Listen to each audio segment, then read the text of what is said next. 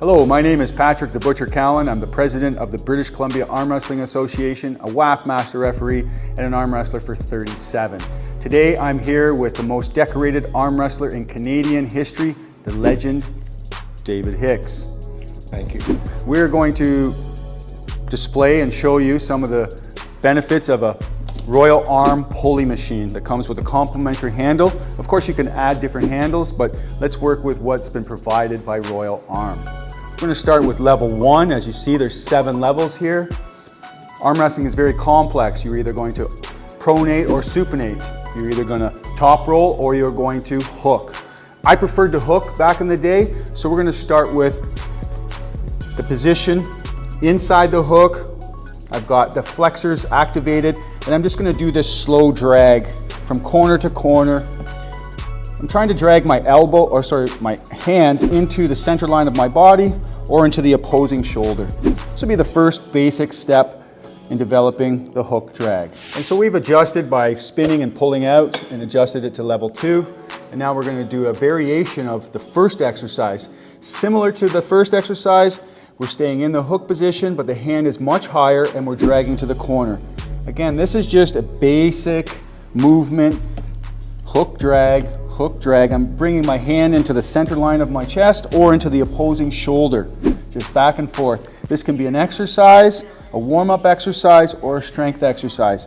You will need to do this consistently, daily, with the Royal Arm Wrestling table to become a champion. So now we've adjusted to level 3, and we're still in that wrist flexor exercise. So what we're going to do is we're drag to the back of the pad, allow the fingers and hands to open up, and wrist curl. This is just a variation of a wrist curl. I'm trying not to extend too much so it's activating the extensors, but enough that it's putting pressure on the fingertips and curl in. Again, this is going to develop your hook, your cupping, your wrist and hand strength. This can be an exercise for blood flow or for strength. So I'm improvising with a karate belt. I've just fastened it onto a carabiner. I'm trying to maintain a 90-degree angle with my forearm. And what I'm trying to do is activate my back pressure, maintaining the same angle all the time. Now I might even lower my hip.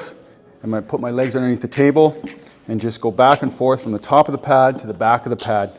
Maintain this angle, keep your forearm in a 90 degree and work that back pressure.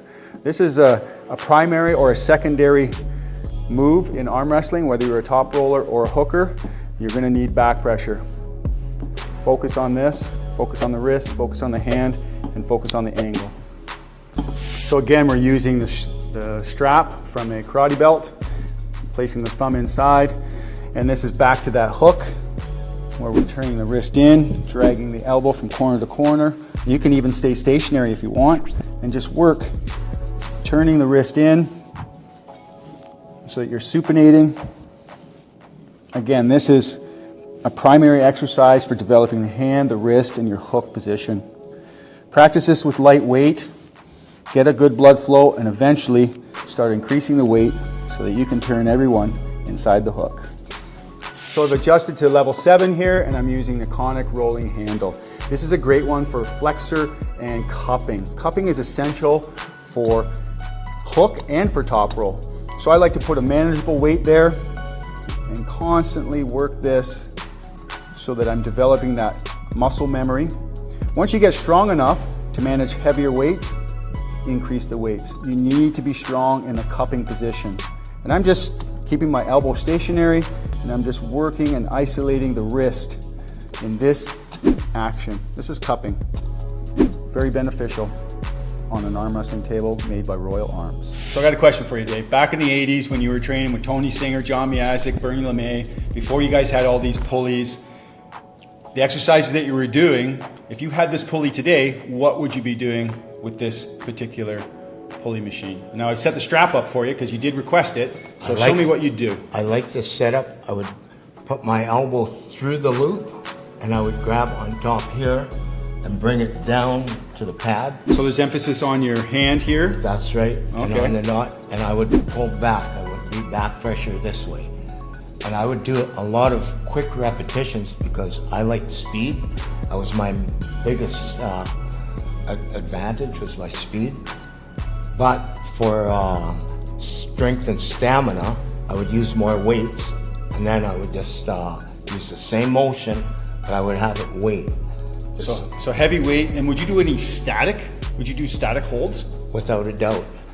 At the end, when you're tired, that's what I would do. I would just hold as long as I could in this position. Maintaining the same angles? That's correct. Excellent. Well, there you have it, right from the 80s.